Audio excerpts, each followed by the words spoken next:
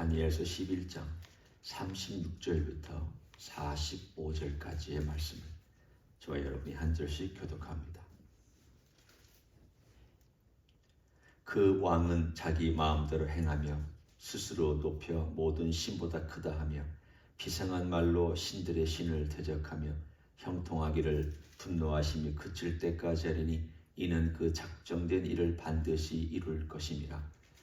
그가 모든 것보다 스스로 크다 하고 그의 조상들의 신들과 여자들이 흠모하는 것을 돌아보지 아니하며 어떤 신도 돌아보지 아니하고 그 대신에 강한 신을 공경할 것이요 또 그의 조상들이 알지 못하던 신에게 금, 은, 보석과 보물을 들여 공경할 것이며 그는 이방 신을 힘입어 그의 견고한 산성들을 점령할 것이요 무릇 그를 안다 하는 자에게는 영광을 더하여 여러 백성을 다스리게도 하며 그에게서 뇌물을 받고 땅을 나누어 주기도 하리라.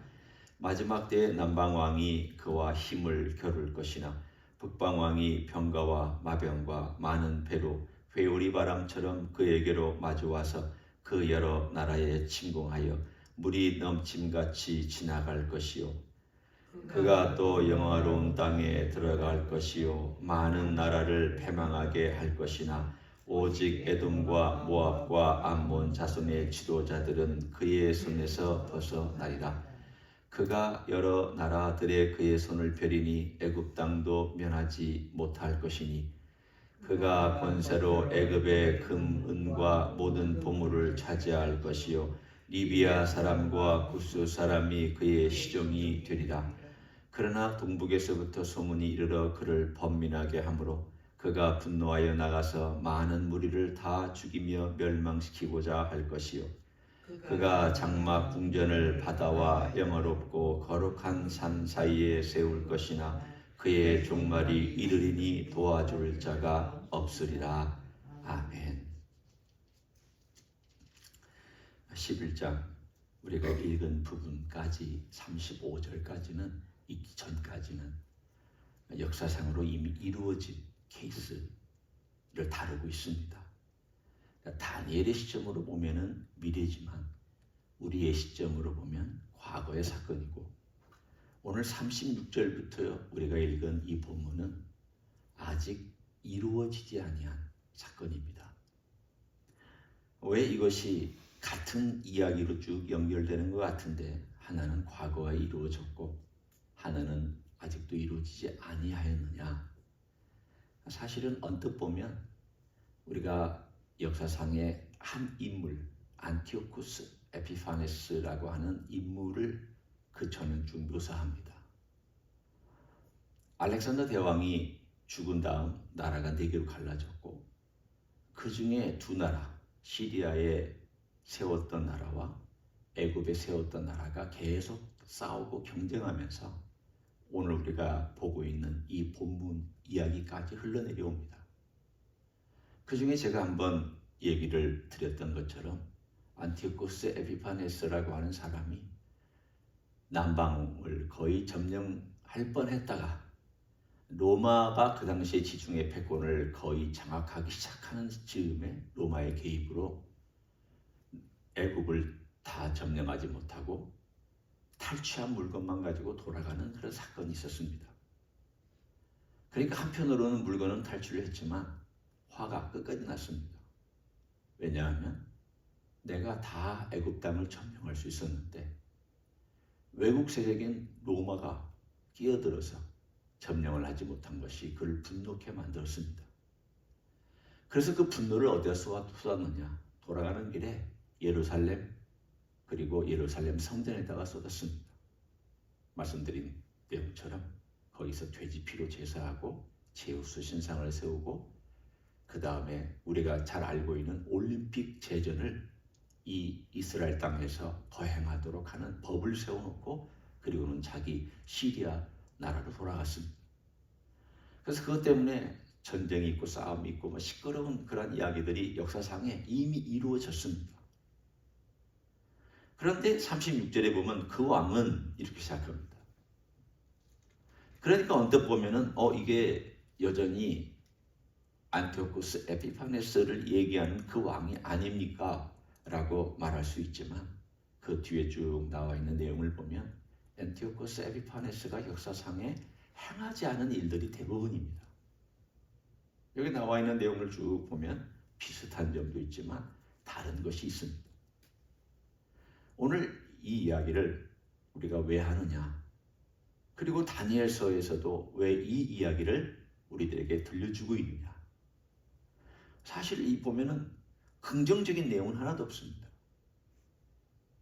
여러분이 36절부터 끝절까지 45절까지 이르는 동안에 맨 마지막에 그의 종말이 이르리니 도와줄 자가 없으리라 라고 하는 우리 쪽에서 보면 긍정적인 표현이지만 대부분의 이 99.9%의 모든 이야기가 사실은 부정적인 이야기들로 가득 차 있습니다. 이것을 우리는 보통 디클라이막스라고 얘기를 합니다. 클라이막스가 있으면 디클라이막스가 있습니다. 그러니까 뭔가 정말 비극의 아주 깊은 심연까지 도달해 나가는 그 디클라이맥스. 이게 왜 디클라이막스인가 하면 에덴 동산에서 아담과 하와가 선악과 따먹었습니다. 하나님께 반역했죠. 그때 그 반역은 선악과 하나 따먹은 거였습니다. 그런데 그 반역이 얼마나 가지를 치고 얼마나 뿌리를 깊게 내려서 결국 인간 역사에 얼마만큼 인간이 타락할 수 있느냐, 얼마만큼 인간이 하나님께 반역할 수 있느냐 라고 하는 디클라이막스를 보여주는 장면이 바로 오늘 이 장면입니다. 그러니까 사탄과 사탄의 아바타인 오늘 이 인물, 이 적그리스도가 등장하는 이유 중에 하나가 하나님께서 아담과 하와가 나에게 반역했는데 인간의 이 반역이 어디까지 갈 수 있는지를 너희는 한번 봐라. 너희가 반역을 해서 어디까지 나에게 반역할 수 있는지를 너희가 역사상에 한번 경험해봐라. 이것이 너희의 본 모습이다. 인간의 모습이 이렇게까지 된다는 것을 하나님께서는 보여주고 계십니다.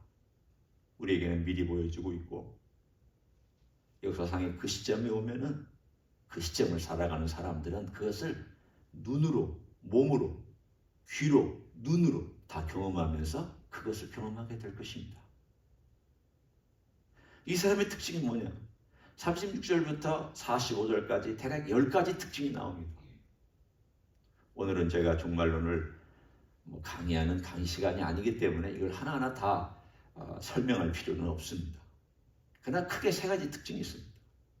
하나는 그런 신들을 무시하고, 신들이라고 하는 것은 이제까지 과거에 있었던 신이라고 불리는 신들을 제가 얘기합니다. 신들이 있다는 말이 아닙니다. 그 모든 것들을 다 무시하고 자기가 만들어낸 신. 오늘 본문에 이런 말이 있습니다. 강한 신을 공경한다 라고 되어 있습니다. 38절에 보면 어떤 신도 돌아보지 아니하고 그 대신에 강한 신을 공경한다. 여기서 강한 신이라고 하는 것은 어떤 신이 있는데 강한 신이다 이런 의미가 될 수도 있지만 이 본문을 쭉 훑어보면은 이 사람이 하고 있는 행위가 강함이라는 신을 그가 공경한다는 뜻입니다. 바꿔 얘기하면 그는 군사적인 힘과 파워를 자기 신으로 삼고 그것의 모든 에너지와 경제력을 총동원해서 그것을 통해서 세계를 정복하고자 하는 그러한 정복자의 모습을 보여주고 있습니다. 그런 정치 지도자이기보다 종교 지도자이기보다 정치 지도자일 것이며 군사 지도자일 것이며 그는 세계를 정복하고자 원하는 사람일 것입니다. 그는 또한 그 특징 가운데 이제까지 있었던 기독교적인 하나님, 우리가 믿고 있는 하나님을 의미합니다. 그 입장에서 제가 얘기하니까 기독교적인 하나님이라고 표현하고 있습니다. 기독교적인 하나님, 믿고 왔던 지난 2000년 동안 유럽 세계에서 그리고 전 세계에서 믿고 왔던 기독교적인 하나님은 다 없애버립니다. 하나님 아니다. 하나님일 수 없다. 메시아 없다. 그러면서 이 메시아의 흉내를 내는 얼마나 교묘하고 얼마나 정교한 기술과 과학과 군사력과 정치력과 화술과 모든 걸 다 동원해서 사람들의 마음을 미혹시키고 혹하게 만드는 그런 일을 행할 것입니다. 오늘 그 얘기를 지금 여기서 하고 있습니다. 뿐만 아니라 이 사람은 이제 그 군사력을 가지고 쳐들어옵니다. 쳐들어와서 오늘 본문에 있는 것처럼 거룩한 땅, 곧 우리가 알고 있는 지금 전쟁이 일어나고 있는 이 이스라엘 땅을 쳐들어와서 어느 정도 성공합니다. 우리가 에스겔서 38장 39장을 보면 저 가장 먼 북방에서 오는 세력들은 이스라엘 땅에 쳐들어와서 성공하지 못합니다. 그런데 이 존재는 성공합니다.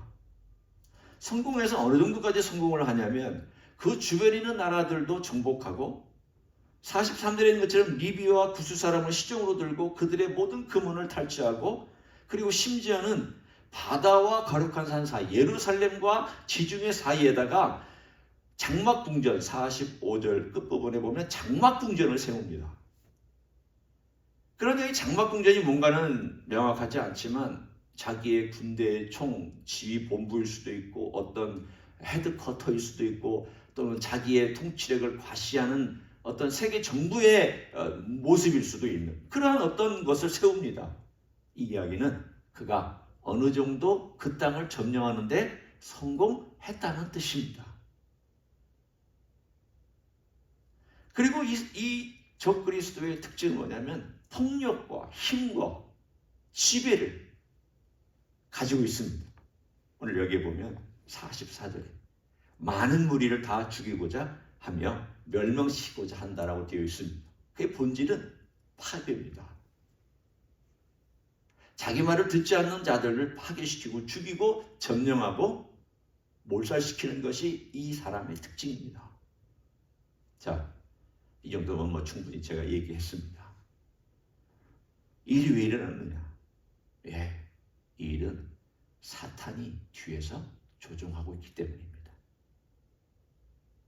이 적그리스도는 사탄의 아바타입니다.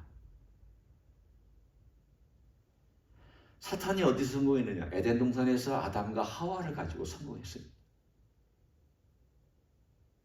하나님의 계획을 왜곡시키고 비틀어 놓는 일을 시작했던 때가 에덴 동산입니다. 인간 파괴시켰고 인간성 파괴시켰습니다. 하나님과 인간과 관계 깨트렸습니다. 인간과 인간관계 깨트렸습니다.